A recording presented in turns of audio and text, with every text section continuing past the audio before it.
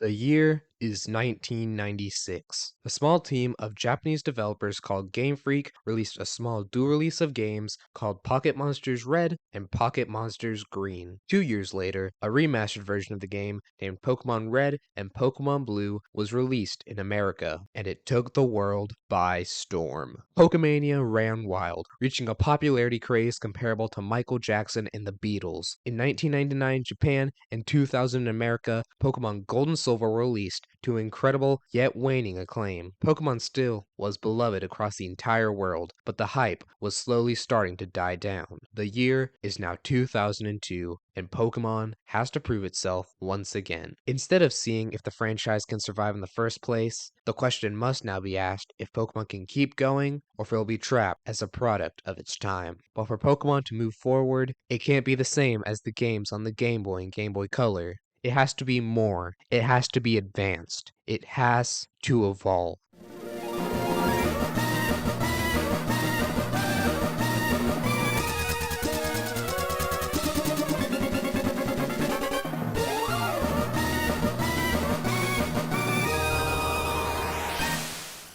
Hey everyone, Midits here. In today's video, I'll be discussing the games that brought about the third generation of Pokemon, Ruby and Sapphire. This review will be a little bit different as, while I've played the previous games I've talked about multiple times, I played these games for the first time for this video. We're delving specifically into Pokemon Ruby version, so I hope you enjoyed today's video, and let's get straight into this. The first thing you will immediately notice is how big of a jump there is graphically and auditorily. Gen 1 and 2 were incredibly similar as they were released for the Game Boy and Game Boy Color respectively, with those two consoles being largely very similar, and the difference between those two isn't comparable to either of them to the Game Boy Advance. I feel like these are the first Pokemon games that aren't at all held back by the limitations of the console it was on, and it shows with the stunning Hoenn region where you can travel in nearly whatever order you please. Hoenn has many unique areas, but it's mainly a tropical climate with a vast ocean of water. Speaking of which, everyone memes on IGN's review of Omega Ruby and Alpha Sapphire having too much water.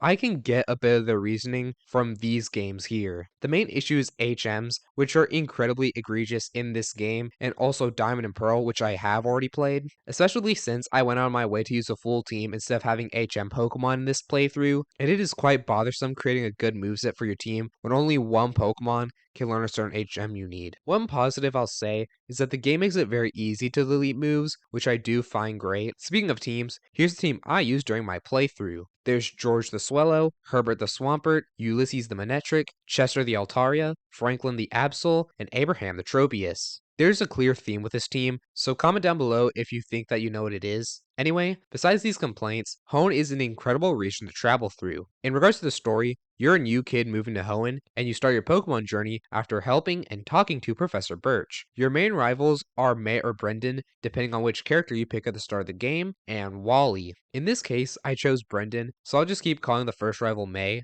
May is the first instance of your standard friendly rival, and sadly isn't that interesting. I am a fan of the other rival, Wally though. He's a sickly kid who wants to become a Pokemon trainer despite his condition. While I do wish that he made a bit more appearances across this game, as well as with May, I love the arc that he goes through where he questions if he really should be a trainer, and then perseveres against the odds. While I do feel like the rivals are a bit underutilized, they luckily aren't the only important characters. Blue doesn't count as a champion character to me since he only becomes champion at the end of the game, so Steven is the second proper champion that you meet in the entire series. And he is honestly so much better than Lance. Steven is a Steel-type Pokemon specialist and is the son of the president of the Devon Corporation. You encounter Steven multiple times across the story, and his more active presence in the plot helps to make the final battle against him much more impactful. Depending on what version of the game you get, you either have to face Team Magma or Team Aqua, with the other team making some minor appearances throughout. Team Magma wants to use the legendary Pokemon Groudon to increase the amount of land in the world, and Team Aqua wants to use Kyogre to increase the amount of water in the world. These motivations are expanded upon in Omega Ruby and Alpha Sapphire, but this is all that we get with these games. These motivations are kind of silly at first, but it doesn't bother me that much,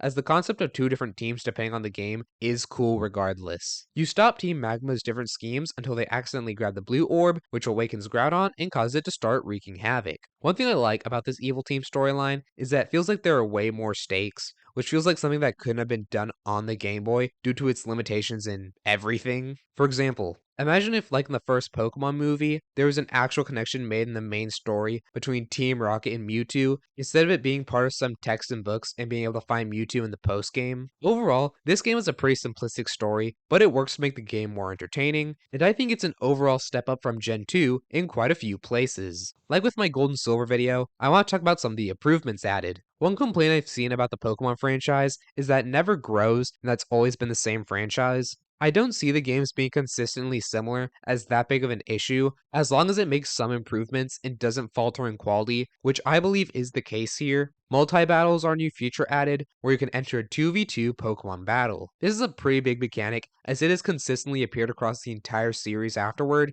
and is used very often in PvP Pokemon. Pokemon contests are competitions where you show off your Pokemon in a sort of pageant show. During these, you can use different factors, such as the stats you have or your moves. They've unfortunately stopped getting much love in more recent games, and while I doubt that I would use it very often, it is such a great feature that helped to flesh out the Pokemon world. The Pokenav is an incredibly useful device you're given early on that gives a map of Hoenn, shows your Pokemon's condition, and shows where trainers you previously fought are, and if you couldn't rematch them. Abilities are added in this game, which is a special mechanic that every Pokemon has that may help them in some way. I don't think it's humanly possible to name every ability that exists, because they are just that many. Natures are also a new feature every Pokemon has, and a Pokemon's stats can be affected depending on what nature they have. These are just some of the most notable additions from Ruby and Sapphire, but these alone change the game drastically to the point that you genuinely can't say that these are the same games as Gold and Silver. I feel like the Pokemon here are treated much better in comparison to Gold and Silver, where tons of Pokemon were locked behind the Kanto region. Since the 135 new Pokemon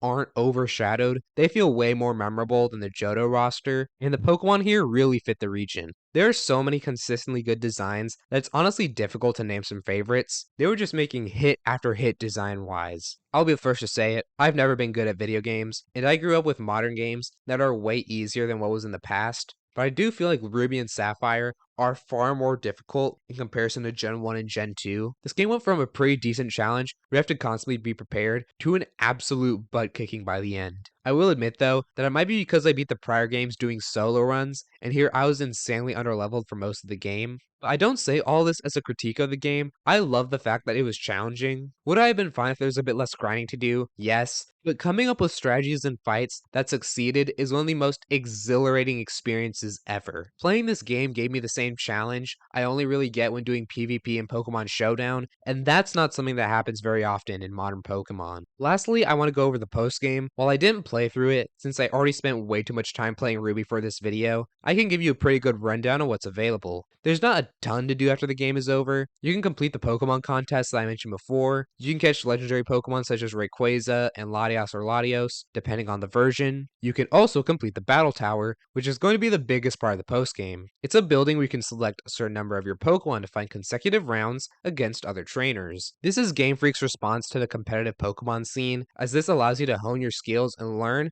what makes not just a team that can power through the game, but a truly powerful Pokemon team. Overall, I enjoyed this game a lot and consider it a solid improvement over what came before. It was super fun getting to see all the Hoenn region for the first time. I didn't go over it, but it's Pokemon, so of course the music is amazing. There's so many unique creature designs that show that Game Freak isn't even close to running out of creativity yet. The story is overall the best one so far, and this game showed that Pokemon was prepared to stay for the 21st century. But there is something that I have to admit. I know this isn't Gen 3 at its best, because in 2004, a third version of the game, Emerald, was released. And from what I've heard, Emerald makes so many vast improvements that it blows Ruby and Sapphire out of the water and may even be a strong contender for the greatest Pokemon game of all time. So, if this video is received well, I may come back one day to see all the changes made in Pokemon Emerald and if it truly is the best Pokemon game. But not now. I spent like 30 hours on this game. I need a break from Pokemon. I hope you all enjoyed today's video. If you did, check out some other content. You probably really enjoyed it if you made it this far, so subscribe so that you can know when new content is released. That's going to be it for now, and I'll see you all in the next one. Take care.